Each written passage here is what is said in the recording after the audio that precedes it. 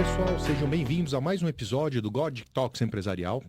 Hoje eu tenho o enorme prazer de receber o meu amigo, pesquisador do direito, professor da Fundação Getúlio Vargas, professor do INSPER, professor de inúmeras instituições aí, o Rodrigo Rebouças, que ele tem mestrado e doutorado em Direito Civil.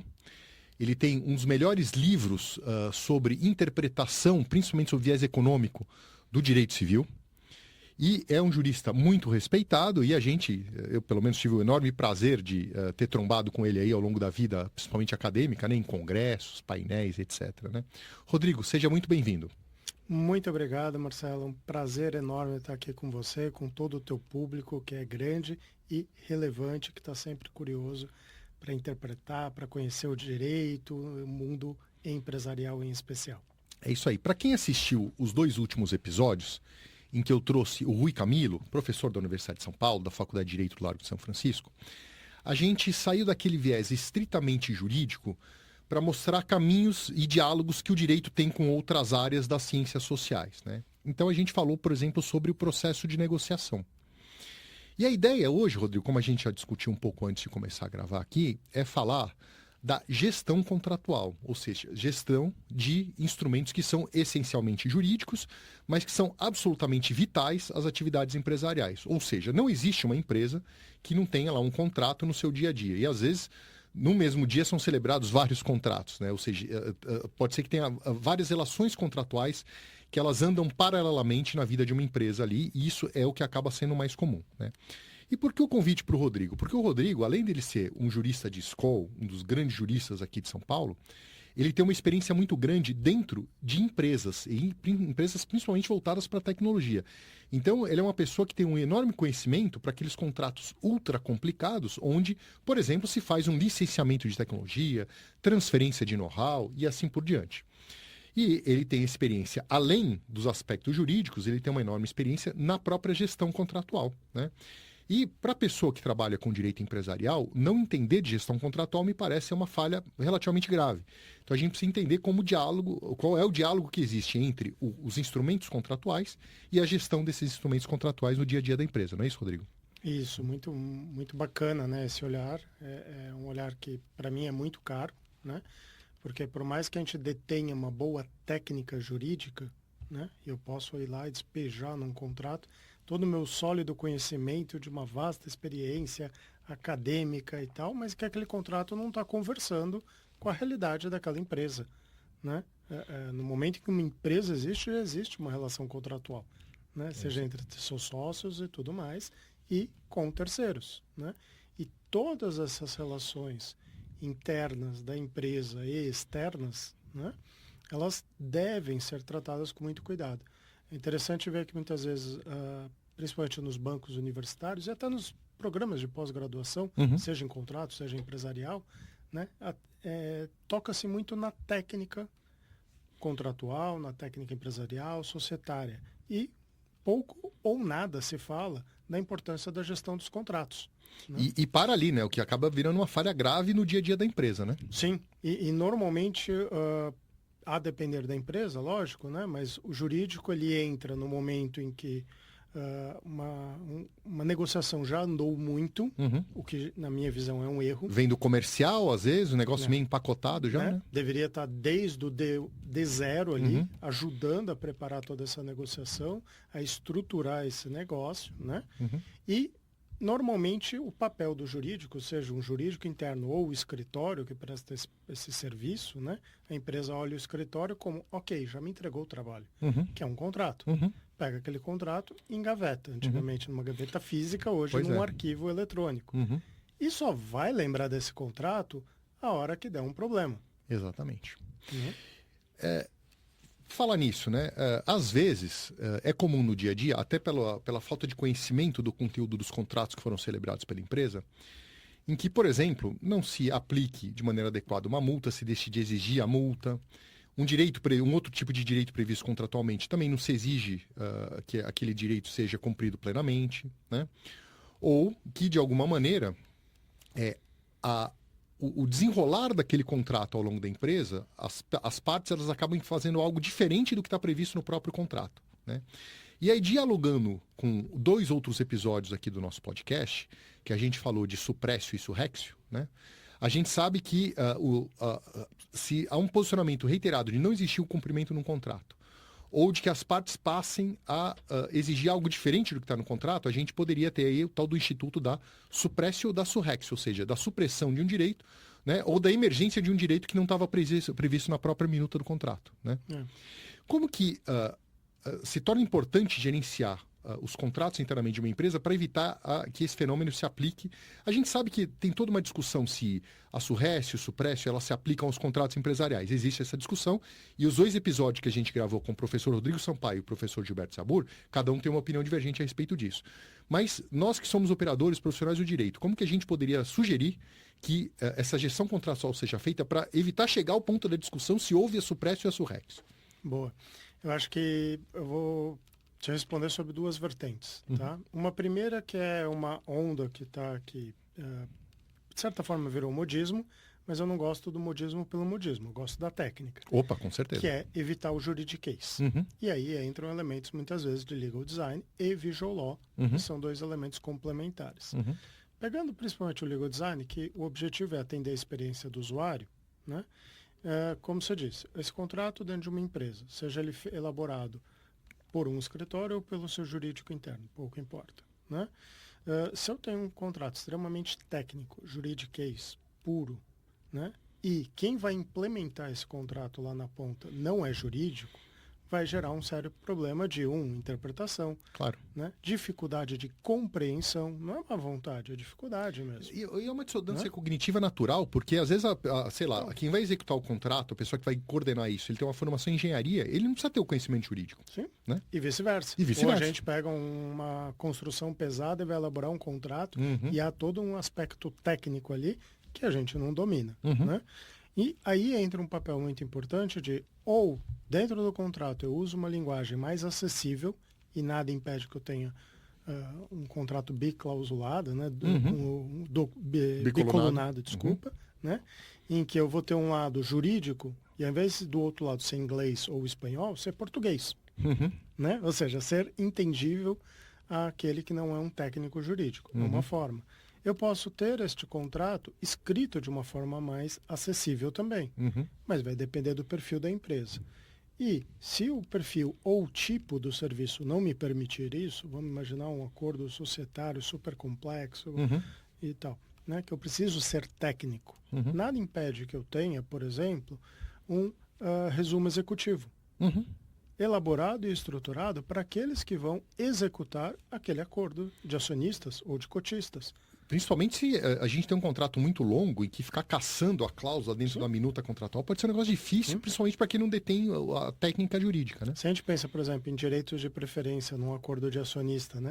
Normalmente tem um fluxo enorme de prazos a serem exercidos de parte a parte e de grupos entre os acionistas e tudo mais. Se eu substituo aquele monte de texto que a gente elabora por um simples fluxograma, resolve a vida de quem está lá na ponta. E vai simplificar a interpretação. Isso vai evitar o quê? Que eu deixe de fazer o que está no contrato. E, de novo, o que está no contrato tem que conversar com o que realmente era o pedido do cliente, e não só aquela nossa técnica jurídica. Perfeito. Então, acho que esse é um ponto que já facilita bastante a vida. O outro ponto que envolve aí justamente o acompanhar o contrato e o que está acontecendo na relação no dia a dia, né? Um dos jurídicos que eu gerenciava, né? O meu time, eles tinham uma das metas deles, um dos KPIs que eles tinham que alcançar anualmente era apontar tudo que veio de demanda da área comercial, da área de suporte, de todas as áreas, com base num contrato padrão. E a partir dessas demandas que vieram ao longo do ano, a gente fazia as revisões. Então não era uma revisão pela revisão. Então ela tinha essa estrutura, tinha o olhar do que estava acontecendo no judiciário e o olhar do cliente final do nosso cliente, para simplificar e realmente atender o que está acontecendo. Isso demanda o quê? O acompanhar a execução do contrato. Eu não tenho que saber exatamente como que, imaginando um contrato de tecnologia, de desenvolvimento de software, eu preciso saber fazer código-fonte. Não. Eu preciso saber o que está sendo entregue, Perfeito. quais são os combinados, e para isso eu vou fazer reunião com os líderes de equipe, Uhum. né? E daí você envolve todas as técnicas de agile, de metodologias ágeis de gestão de projetos que a gente pode pegar, que vieram tanto da área de tecnologia quanto da área de marketing, e trazer para o jurídico, Uhum. né? Então não são longas reuniões. Eu diria que uma reunião mensal ou quinzenal de literalmente 15 minutos e preferencialmente todo mundo em pé. Porque aí a reunião não se sente mais que o necessário, né? Exatamente. Não dá tempo do café, não vai sentar, conversar, bater um papo furado ali, e a hora que você vê, ninguém está prestando atenção. 15 minutos, todo mundo em pé, vê os checkpoints e resolve, né? Então, essa é uma outra visão do contrato. Então, eu não simplesmente entreguei um trabalho. Eu entreguei e estou acompanhando a sua execução, Uhum. né? Então, acho isso essencial, e isso envolve o próprio o dia a dia do contrato e da gestão desse contrato, né? Não, legal. Eu estou aqui pensando numa outra pergunta que eu acho que está bastante relacionada a isso, que é o seguinte: é muito comum que o jurídico, de uma maneira ou de outra, ele seja envolvido na negociação da minuta, não às vezes do negócio que está sendo empreendido, mas da minuta em si, né? Mas qual a importância de envolver um profissional do direito no ponto que vem após a celebração do contrato, ou seja, para gerenciar aqueles contratos, aqueles negócios jurídicos que já foram celebrados, para a gente ter certeza de que eles estão sendo cumpridos plenamente? É essencial que seja um profissional do direito, ou deveria ser um profissional de outra área, ou deveria ter, de repente, uma pessoa com uma formação que seja um pouco mais eclética, vamos dizer assim? Tá. Eu acho que essa tua pergunta tem total conexão com também os institutos de supresso récio, Uhum. né? Então, quem é essa pessoa e qual a consequência do trabalho dessa gestão, né? Quem é a pessoa que executará a gestão. A consequência do trabalho é, no momento que eu faço esse acompanhamento de perto do contrato, eu consigo identificar desvios, Uhum. cláusulas que poderiam ser exigidas e não foram exigidas, Uhum. né? Existe uma diferença, eu acompanhei, porque é um tema que me é muito caro, da boa-fé nos contratos, né? Então eu acompanhei com carinho os episódios, tanto dos dois amigos nossos, né? Tanto do Rodrigo Sampaio quanto do Gilberto Jabur, né? E as posições deles, né? Então, talvez assim, deixar um pouco mais expresso ainda que não é pelo simples fato da cláusula nunca ser exigida. Se o evento nunca aconteceu, não há por que a cláusula ser exigida. Perfeito. Tem uma condição que não se implementou até Não o se certo implementou. momento. Claro. Portanto, estamos descartando todas essas hipóteses, tá? Então, tem uma cláusula que está lá há 15 anos. Imaginar um contrato de build-to-suit de 20 anos de duração e por aí vai. Só que nunca houve o evento. Claro. Então, não há que se falar em supresso récio, porque não houve evento. Uhum. Ocorre o evento uma única vez, ou duas, ou três vezes, é uma situação. Ocorre o evento rotineiramente, das duas uma. Ou, na minha visão, pelo menos, ou o contrato está errado, tá? O evento onde a cláusula não é reivindicada, ou o contrato está errado, porque ele não está combinando com a realidade daquilo que se executa. O fato sociológico se afasta daquilo que foi combinado pelas partes. Né? Ou foi uma falha de gestão, né? Ou na execução, ou seja, na elaboração do contrato. Tá? Que isso pode acontecer. Porque quantas e quantas vezes na nossa vida profissional, né, nós que já temos aí mais, pelo menos falando por mim, mais de 2 décadas aí de atividade profissional. Rapaz, você quer me entregar agora, né? Mas tudo bem. Mas tudo bem, eu também me entrego toda hora. Né? A gente conhece pedidos e pedidos. Né? Aquele cliente que chega, que trabalha junto, desenvolve, estrutura junto. Eu gosto de fazer isso já. Né? Executamos algumas atividades juntos, alguns trabalhos juntos. Exatamente. Há 4 mãos, literalmente, ou múltiplas mãos. É né? isso aí. E existe aquele que manda uma mensagem telegráfica, né? Ou um antigo Twitter, agora um X, né? X. Faça isso. Uhum. Ok. Pede um acordo de acionistas, você vai entregar um acordo de acionistas, né? Dentro de um padrão e dentro de uma determinada técnica e uma qualidade. Ponto. Se aquele acordo está combinando com o que foi com a real necessidade do cliente, é outra história. Por quê? Porque eu não soube pedir. Não soube pedir, vai levar um outro tipo de serviço, né? Perfeito. E aí entra essa importância da gestão. Então, imaginando um contrato onde realmente foi combinado, foi conversado, chega-se na hora da execução e a execução é diferente, e isso acontece muito na área de tecnologia.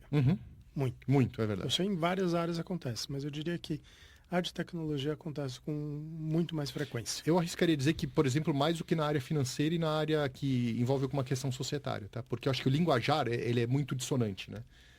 O palavreado, as expressões, né? A parte técnica da linguagem, ela é bem diferente, né?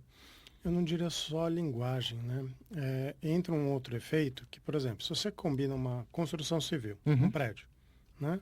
No meio do prédio você olha, poxa, mas tais andares podia ser diferente.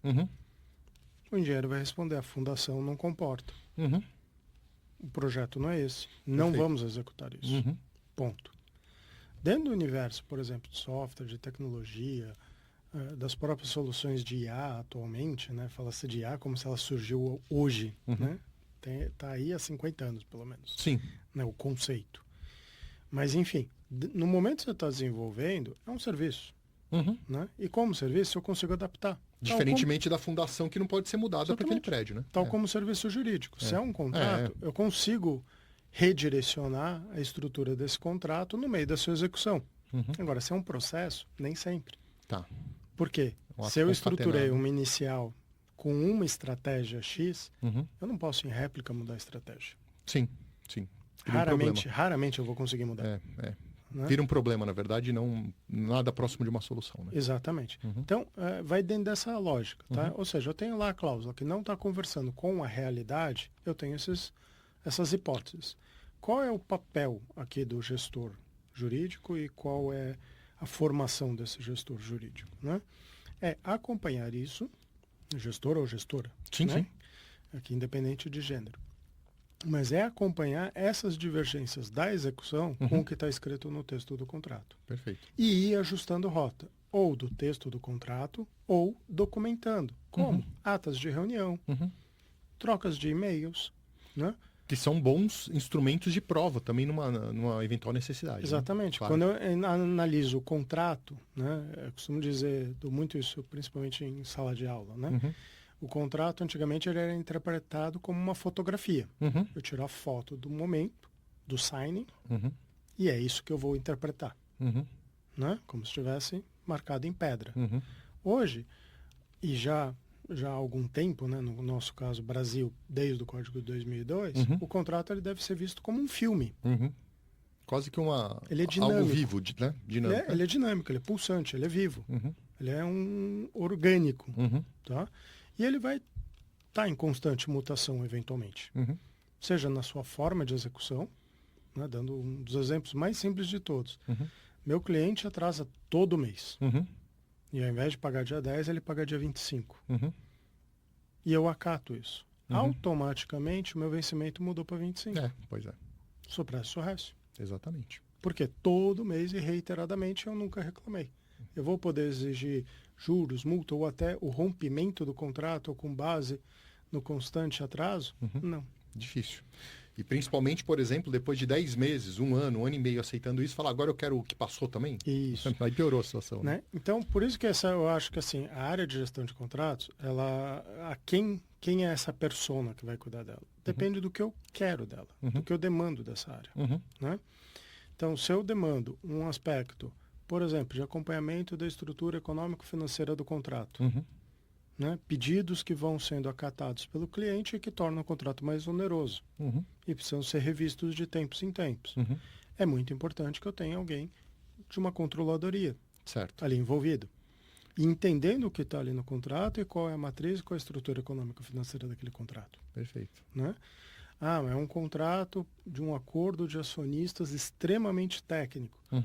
Uma pessoa de controladoria que não tem um conhecimento jurídico dificilmente vai conseguir acompanhar isso e as consequências daquilo. Perfeito. Às vezes um pouco de conhecimento contábil. Isso. Né? Eu acho que assim, quanto mais ampla a visão, melhor.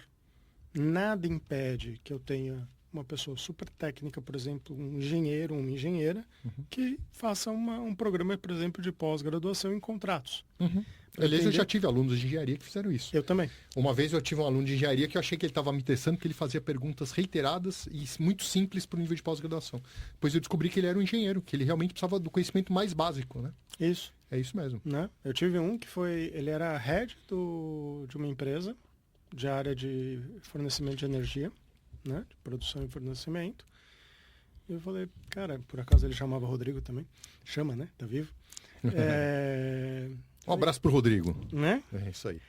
Falei, mas o que você está fazendo aqui, né? O que você veio? O que te motivou a vir fazer uma pós em contratos aqui, né? Ele falou, olha, colocar o jurídico embaixo de mim, eu preciso saber conversar com aquele pessoal. É isso aí. Olha que interessante. Ele não é um expert jurídico, mas ele precisa dialogar, né? Isso. É Então, adquirir ele linguagem, estava né? preocupado com isso. Claro, Agora, perfeito. será que o time do jurídico estava preocupado em conversar adequadamente com ele? Talvez não, né? Devolvendo a pergunta? Claro, Olha que claro. interessante, né? Então, isso aí. é um gestor com uma visão mais ampla, que procurou se especializar e talvez, eu não conheço o time do jurídico que ele tinha na época, talvez o jurídico estivesse olhando e falando, o que eu estou sendo agora tendo um gestor que é engenheiro? O que esse cara sabe? Sim, Né? perfeito. Então, eu acho que depende um pouco de conversar mais, né? Se abrir mais e aí sim entender o que eu preciso dessa área de gestão de contratos. Né? Eu já tive empresas ou que eu assessorei ou que eu ajudei a estruturar, em que o que se precisava realmente era uma gestão financeira. Então, nada impede até que eu tenha uma área para isso, a depender do volume, Perfeito. e que fique dentro de uma controladoria, conversando com o Perfeito. jurídico. Aliás, em alguns casos é bem adequado isso. Né?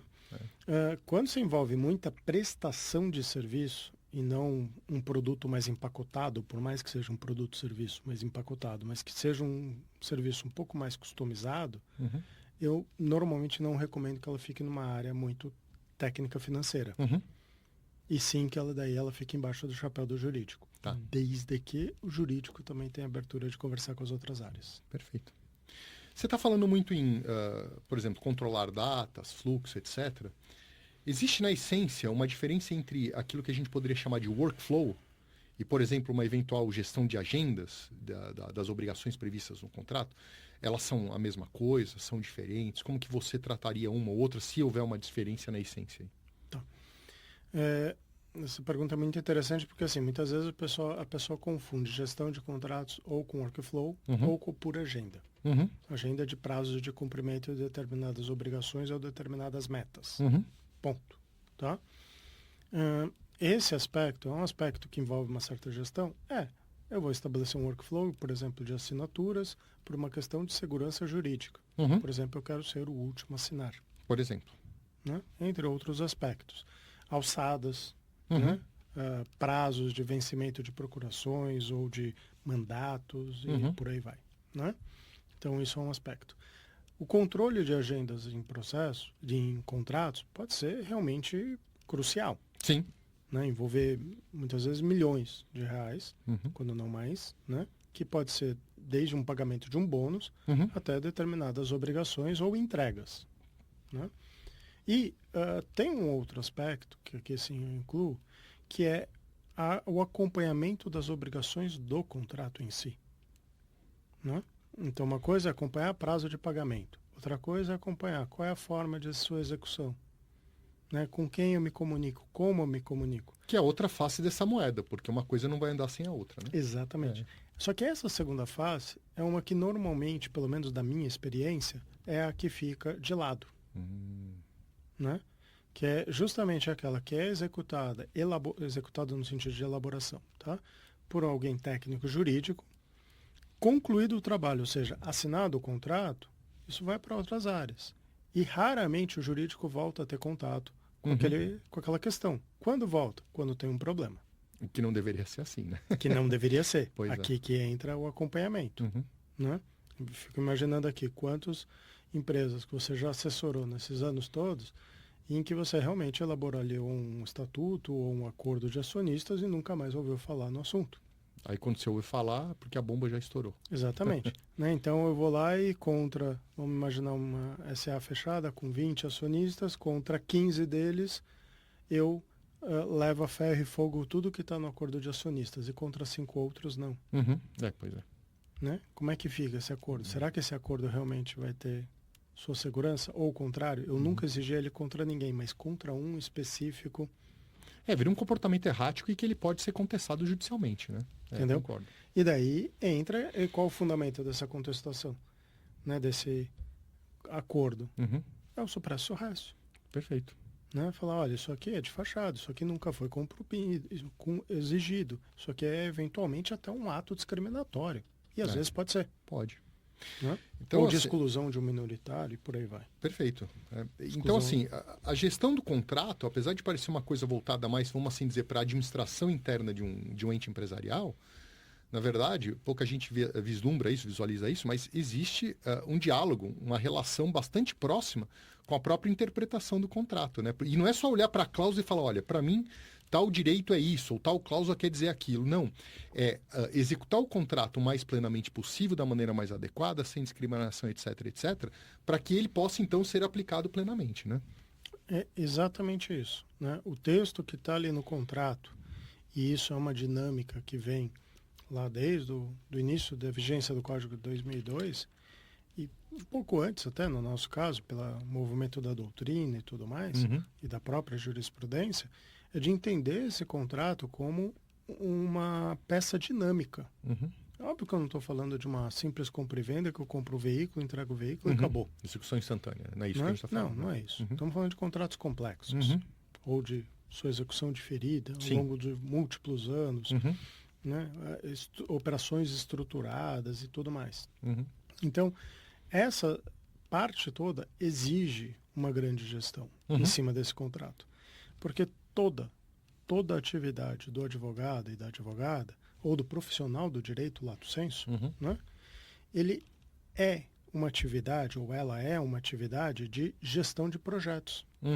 Perfeito. Seja estruturar uma procuração, que é um microprojeto, mas é um projeto, né? Ou estruturar um contrato build to suit, por exemplo. Um build to suit. Um empréstimo sindicalizado de 300 páginas. Né? Um M&A totalmente estruturado, ou uma opção de compra. E assim vai. E assim sucessivamente. Contratos internacionais e tal. São reais ali, projetos. O problema é que, nos cursos de direito em geral, quantas aulas de gestão de projetos você tem? Zero. Né? Quem olha para um contrato, para essa atividade... Aliás, gestão de projetos, gestão de escritório de advocacia, que é o problema do médico, é o problema de outras profissões também, né? A gente olha muito só para aquela profissão. Né? Gestão de pessoas. Gestão de pessoas, exatamente. A gente lida com pessoas né, diuturnamente. Né? E tirando aqueles profissionais que realmente se destacam e que foram procurar cursos ou conhecimento sobre gestão de pessoas, nós aprendemos gestão de pessoas literalmente na bordoada. Maneira empírica aí, né? Concordo. Então...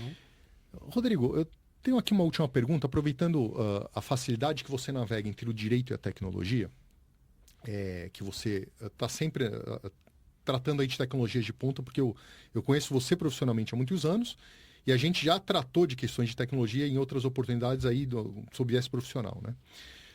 Como que a gente pode usar, por exemplo, a inteligência artificial para tratar da gestão dos contratos de maneira adequada, para justamente que a empresa tenha uma gestão adequada, que ela consiga cumprir os contratos plenamente, não permitir emergirem direitos aí de maneira tácita, ou seja, evitar a aplicação da surrécio e da suprécio. Como que a tecnologia, principalmente com a inteligência artificial, pode nos auxiliar nesse sentido? Boa.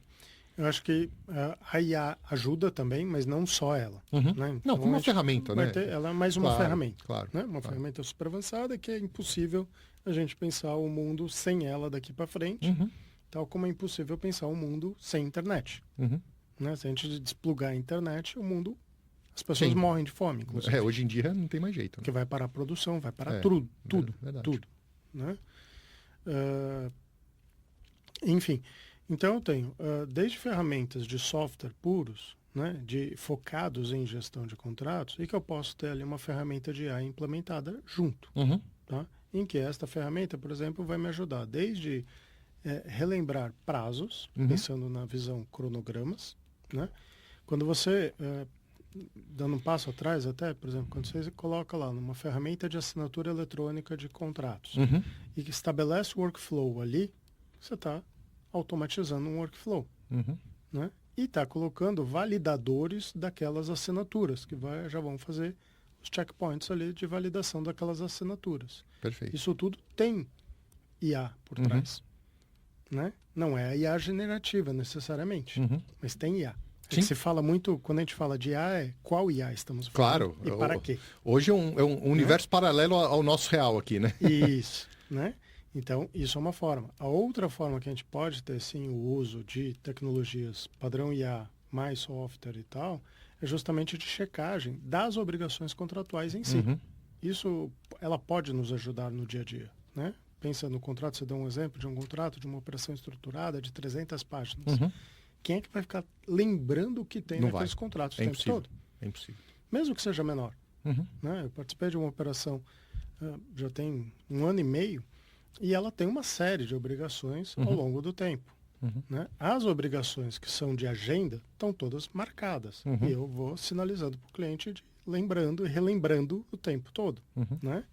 Agora, existe uma série de outras obrigações ali, por exemplo, de direitos de preferência, de eu posso ou não posso investir em outra empresa sem pedir autorização prévia ou não, ou O famoso quais são... waiver, né? Exatamente. Quais são as hipóteses que eu posso seguir e quais são as hipóteses que eu tenho que ter uma autorização prévia e tal. Depois de 1 ano e meio, você vai lembrar? Não, você vai ter que reler o contrato. É isso aí. Né? E isso vai demandar tempo. Né? Isso vai demandar uma forma de prestação de serviço. Se eu tenho uma IA por trás que vai me ajudar na leitura e na conferência desses documentos, show de bola. Uhum. Eu posso ter isso também numa operação de due diligence, Uhum. de checagem de documentos, Uhum. validação de documentos e automatizo toda essa checagem de documentos. Uhum. Se eu penso na vibe do momento, que é a IA generativa sobre a ótica dos agentes de IA, Uhum. que faria o papel de um secretário, de uma secretária, de um assistente, por aí vai. Uhum. Né? Que vai mudar a tua agenda, que já vai até contratar por você. Uhum. Né? Então, no momento que um agente de IA solicita um Uber e já libera o pagamento, ele contratou por você. É verdade. O que é isso senão o tal do Smart Contract? Uhum. É um Smart Contract que a gente já falava antes, automatizado, só que agora com uma ferramenta a mais. Né? Então eu posso ter, por exemplo, momentos de reorganizar uma due diligence. Uhum. Né? Imaginando uma cláusula de terceirização de mão de obra, que é muito comum, eu tenho que checar os documentos. Uhum. Se está sendo pago as guias, se estão sendo pagos os tributos e tal. Isso era feito manualmente. Hoje a IA pode auxiliar também, dá Pode muito auxiliar. mais eficiência, né? Não, perfeito. Ou seja, eu acho que o resumo da ópera disso é a IA está aí, ela veio para ficar, a gente não vai viver sem ela daqui para frente. E ela pode ser um instrumento muito poderoso nessa gestão de contratos, sob todos os aspectos, não é isso? Sem dúvida nenhuma. Né? Eu acho que não adianta querer bloquear o avanço da tecnologia. Não, tem que ser amigo né? dela, né? Como diz Harari, né? Ou você domina a tecnologia ou ela te domina. Perfeito. Rodrigo, agradeço muito você aceitar o convite de vir bater esse papo comigo aqui sobre gestão de contrato, como aplicar inteligência artificial. Rodrigo Rebouças, que é mestre e doutor em Direito Civil pela PUC de São Paulo, ele é professor da Fundação Getúlio Vargas e inúmeras outras instituições no interior de São Paulo. É um cara ultra ativo e ele consegue navegar muito bem no mundo do direito e no mundo da tecnologia aí por ser da área de atuação dele. Rodrigo, muito obrigado e até a próxima. Eu que agradeço. Até a próxima. Um grande abraço e até o próximo episódio.